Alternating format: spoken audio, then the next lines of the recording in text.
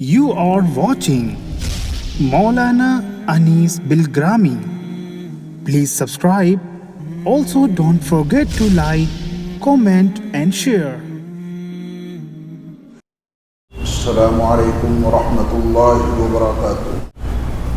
بسم اللہ الرحمن الرحیم. الحمد للہ رب العالمین والصلاة والسلام علی سید المرسلین وعلى آلہ واصحابہ وازواجہ وذریاتہ واہل بیتہ اجمعین. اما بعد. اللہ رب العزت کے فضل و کرم اور ان کے احسان و کرم کے نتیجے میں الحمدللہ رمضان کے روزے مکمل ہوئے اور یہ ماہ شوال کا پہلا جمعہ ہے جسے ادا کرنے کے لیے ہم اور آپ اللہ کی بارگاہ میں موجود ہیں. رمضان کے روزے فرض ہیں. فَمَنْ شَهِدَ مِنْكُمُ الشَّهْرَ فَلْيَصُمْهُ. تم میں سے جس شخص کو بھی رمضان کا مہینہ میسر ہو تو اسے چاہیے کہ وہ رمضان کے مہینے کے روزے رکھے. اللہ تعالیٰ کو روزے والا عمل بہت پسند ہے. 24 گھنٹے میں جو 5 وقت کی نمازیں فرض ہیں، ان کے علاوہ جو بنیادی فرائض ہیں، مثلا زکوٰۃ ہے، وہ آپ چند منٹوں میں ساری زکوٰۃ ادا کر سکتے ہیں. حج ہے، 5 دنوں میں آپ ادا کر سکتے ہیں. 1 دن چاہیں تو اس میں اضافہ کر سکتے ہیں.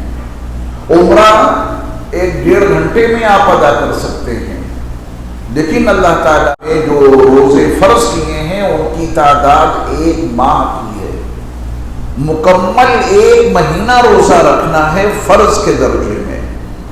اس کے علاوہ نوافل جو نفلی روزے ہیں، نبی کریم صلی اللہ علیہ وسلم کی حیات مبارکہ میں جن روزوں کا تذکرہ ملتا ہے، جو نبی کریم صلی اللہ علیہ وسلم نے روزے رکھے ہیں، اگر آپ ان کی تفاصیل احادیث کے حوالے سے جاننا چاہیں تو یہ بات احادیث صحیحہ سے ثابت ہے کہ نبی کریم صلی اللہ علیہ وسلم نفلی روزوں کا بھی خاص اہتمام فرماتے تھے.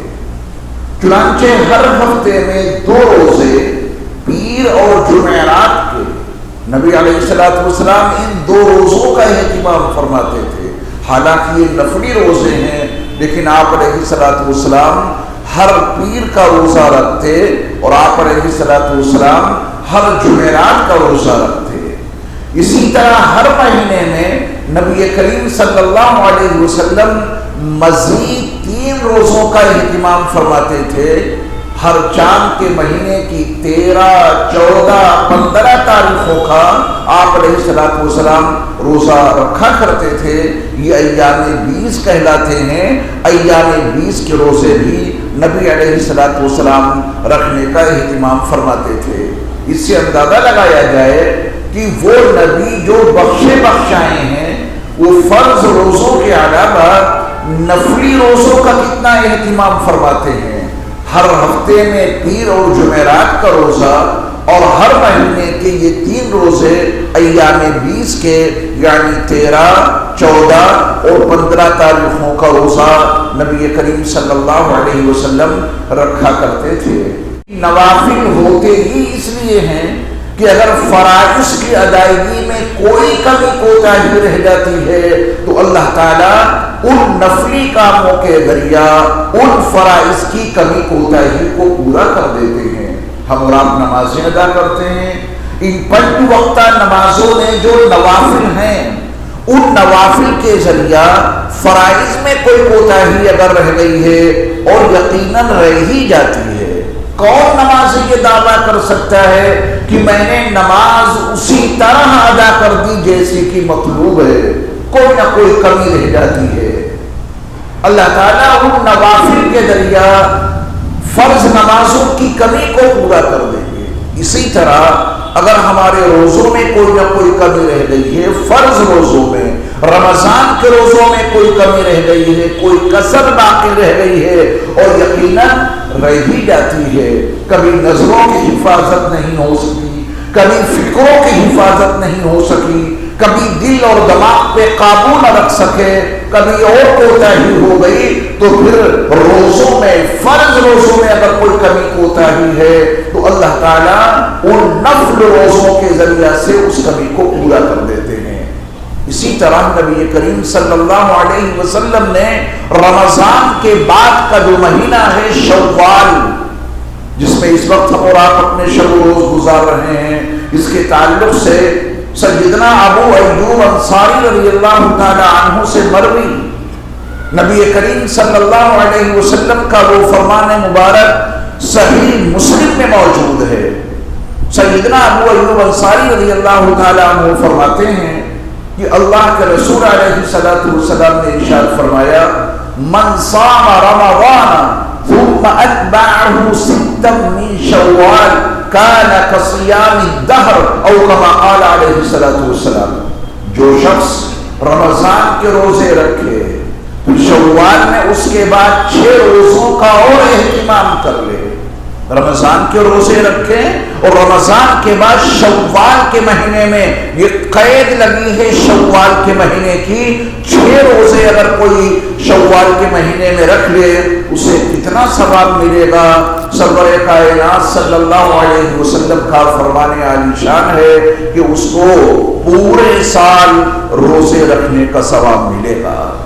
اگر کوئی شخص رمضان کے روزے رکھے یہ قید ہے، یہ نہیں کہ رمضان کے روزے غائب کر دے اور یہ سوچے کہ میں شوال کے مہینے میں 6 روزے رکھ لوں گا تو پورے سال کے روزوں کا ثواب مل جائے گا اور اس پورے سال میں رمضان بھی داخل اور شامل ہے، ایسا نہیں۔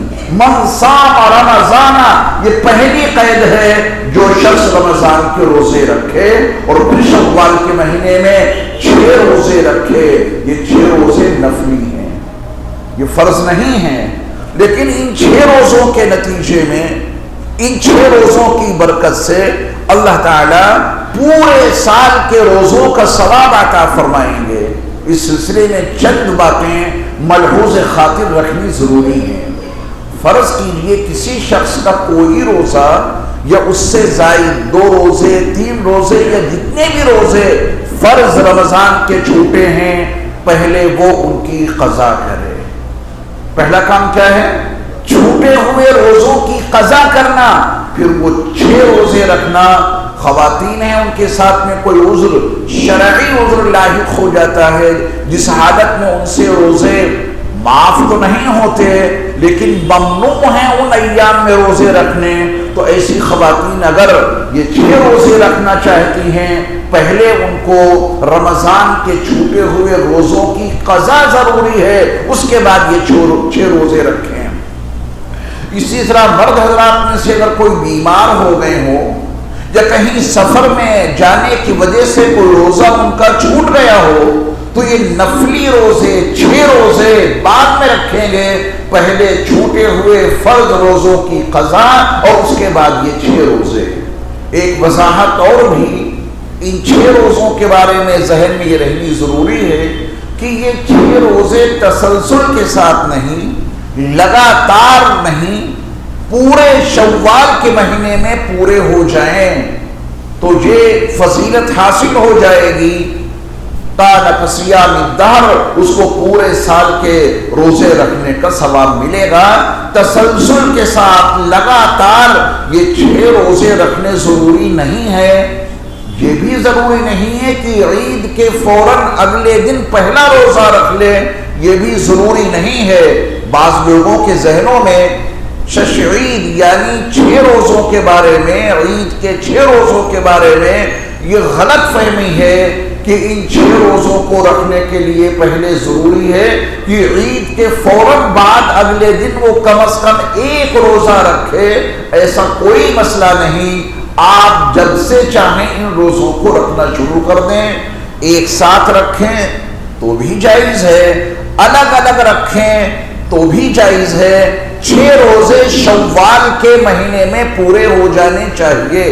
اگر یہ 6 روزے شوال کے مہینے میں فرائض کی ادائیگی کے بعد پورے ہوئے تو اس کے لیے نبی کریم صلی اللہ علیہ وسلم کے اس فرمان کے تناظر میں یہ پیشین گوئی اور نبی علیہ السلام کے اس ارشاد مبارک کی روشنی میں اس کو یہ فضیلت حاصل ہو جائے گی. فَكَانَ كَصِيَامِ الدَّهْرِ، اس کو پورے سال روزے رکھنے کا ثواب ملے گا. نبی کریم صلی اللہ علیہ وسلم سے جب یہ پوچھا گیا تھا یا رسول اللہ صلی اللہ علیہ وسلم آپ پیر اور جمعرات کا روزہ کیوں رکھتے ہیں، یہ نفلی روزوں میں شامل ہے، تو آپ علیہ السلام نے اس کے جواب میں ارشاد فرمایا تھا کیونکہ پیر اور جمعرات کو بندوں کے اعمال اللہ کی بارگاہ میں پیش ہوتے ہیں. میں چاہتا ہوں کہ میرے اعمال بارگاہ الہی میں اس حال میں پیش ہوں کہ میں روزے سے ہوں.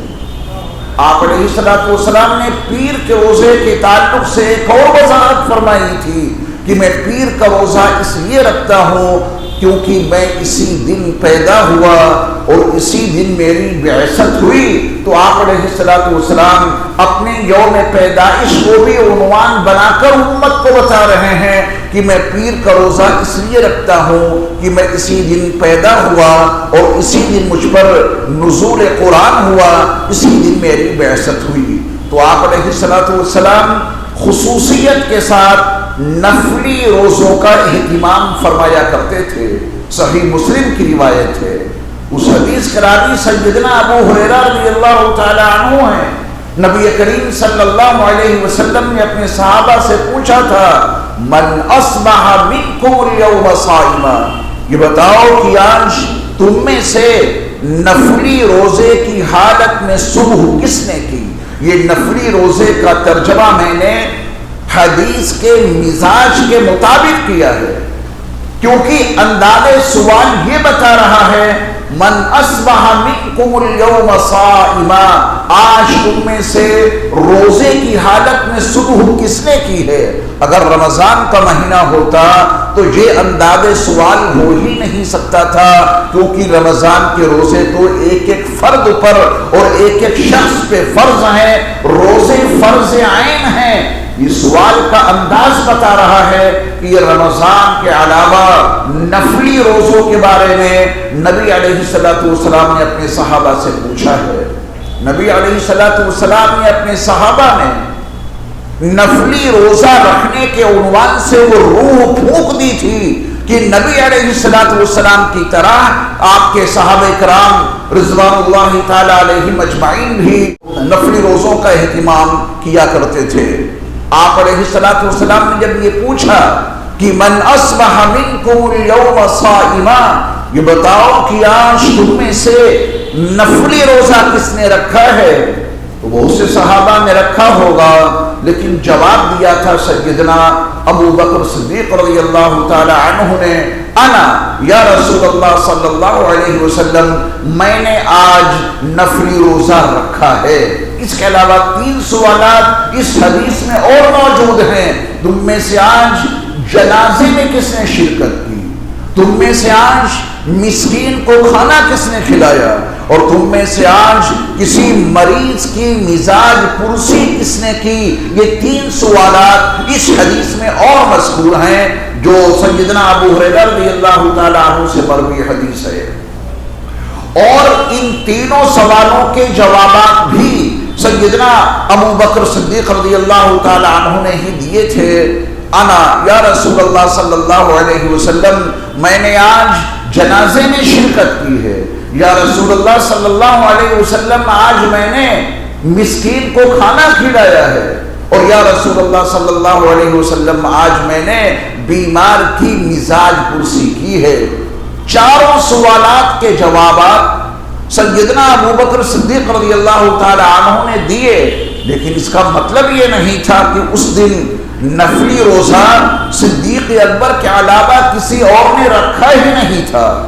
اس کا مطلب یہ نہیں ہے کہ اس دن جنازے میں شرکت صدیق اکبر کے علاوہ کسی نے کی ہی نہیں تھی.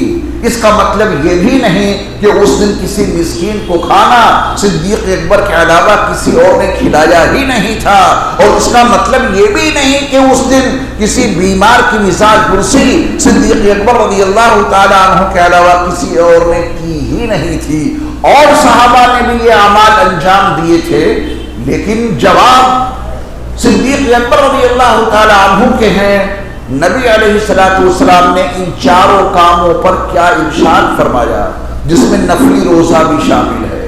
من اصبح منکم اليوم صائما، آج تم میں سے نفلی روزہ کس نے رکھا ہے، یہ سوال بھی شامل ہے ان 3 سوالوں کے ساتھ۔ اور صدیق اکبر کے جب جوابات مل گئے تو اللہ کے رسول علیہ السلام نے کیا ارشاد فرمایا، اس میں ہمارے اور آپ کے لیے نصیحت ہے، اس میں ہمارے اور آپ کے لیے موعظت ہے، اس میں ہمارے اور آپ کے لیے ایک اسوہ حسنہ موجود ہے۔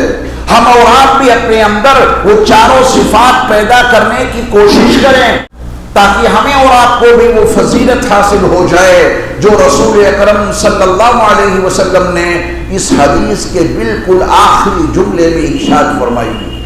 آپ علیہ السلام کا فرمان عالی شان ہے، مجتمعنا فی امرئ الا دخل الجنہ، تم میں سے جس کے اندر بھی، جس شخص کے اندر بھی یہ چاروں صفات جمع ہو جائیں، نفلی روزے کا اہتمام جو شخص بھی کر لے، نفلی روزے جو شخص بھی رکھا کرے، جس کے اندر نفلی روزہ رکھنے کی صفت پیدا ہو جائے، جنازوں میں شرکت جو شخص بھی کر لیا کرے، اس میں نماز بھی شامل ہے اور تدفین بھی شامل ہے۔ تم میں سے جو شخص بھی کسی مسکین کو کھانا کھلا دیا کرے، اور جو شخص بھی کسی بیمار اور مریض کی مزاج پرسی کر لیا کرے، ہر شخص کے لیے جس میں چاروں صفات پیدا ہو جائیں، نبی علیہ السلام کا فرمان عالی شان ہے کہ وہ شخص جنت میں ضرور داخل ہوگا۔ جنت کا متلاشی میں بھی ہوں، اور یقیناً آپ بھی جنت کی تلاش میں ہیں۔ جنت میں داخلہ میں بھی چاہتا ہوں، اور جنت میں داخلے کی یقیناً آپ بھی متمنی ہیں۔ تو آئیے ہم سب مل جل کر یہ تہیہ کریں اور ارادہ کریں کہ فرائض کے اہتمام کے ساتھ ساتھ نوافل کا بھی خصوصی اہتمام رکھا کریں گے، چاہے وہ نمازیں ہوں چاہے وہ روزے ہوں۔